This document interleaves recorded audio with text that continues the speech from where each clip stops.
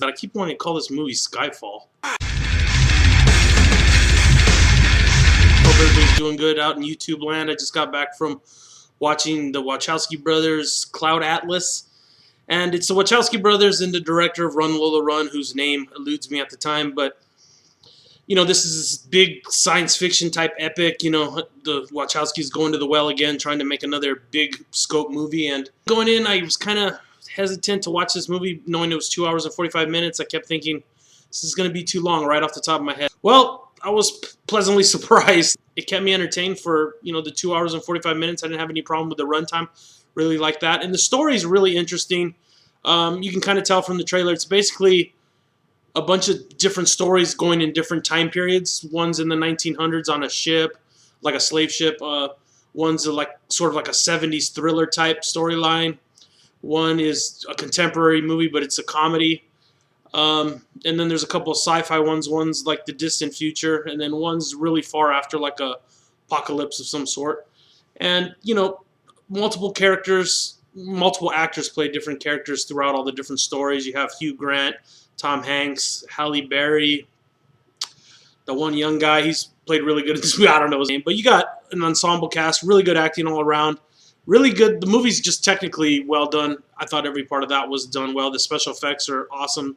It's not really a hardcore sci-fi movie. It's definitely more drama.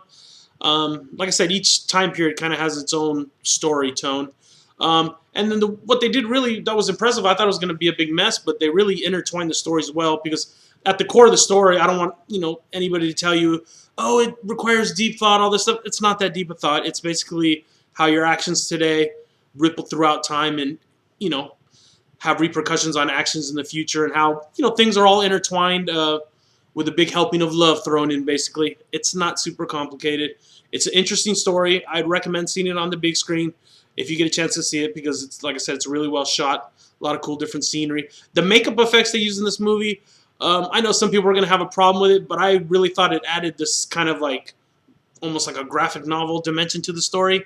You have, you know, Tom Hanks playing, you know, like 4 or 5 different characters, and each character has a different sort of makeup, and then some of the makeup on some of the characters later is the same that other characters are wearing, and then some of the characters are meant to look Asian in the future, and they look really weird as like these white guys, you know, with Asian makeup on, but it really adds to the story. I know there was a little bit of controversy about them not using Asian actors, but as far as the sci-fi elements go, I think it really adds, you know, like another layer to the sci-fi elements. And it's just, overall, I really had a good time. The 2 hours and 45 blew by really quick.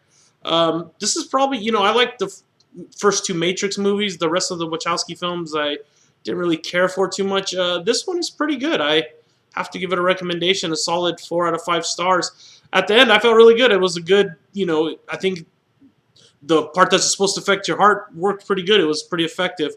And, you know, everything else as far as the movie-going experience was good. You know, you had several different stories wrapped up in one, and at times it felt a little incoherent, but overall they did a pretty good job of telling the story. I think it was originally a book, so, and there's, you know, it's very complex narrative, so to pull it off in a movie, pretty impressive.